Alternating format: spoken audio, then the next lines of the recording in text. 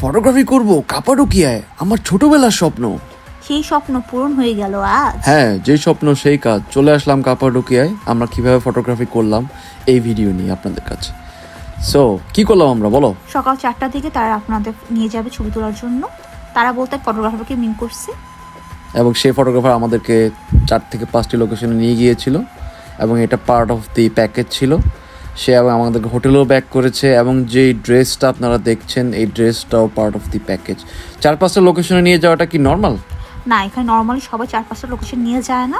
Normally সবাই 3টা লোকেশনে নিয়ে যায়। একটা হচ্ছে যেখান থেকে বেলুনটা টেক অফ করে, লাভ ভ্যালি আর চিমনি।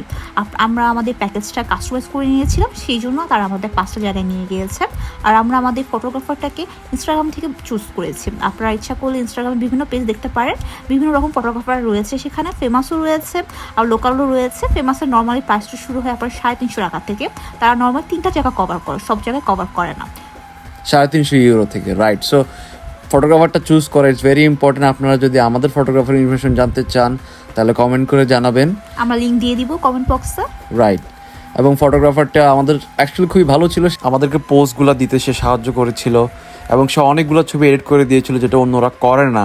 আমাদের ফটোগ্রাফারটা ফেমাস কেউ না হলেও ওর কাজ খুবই ভালো ছিল এবং ও খুবই অ্যাফোর্ডেবল ছিল। ওর প্রাইস রেঞ্জটা অন্যদের থেকে অনেক কম ছিল।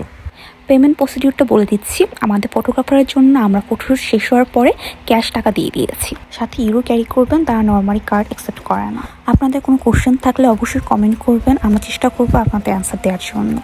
Don't forget to check out the next part of this vlog. Thank you for watching. Bye bye. See you next time.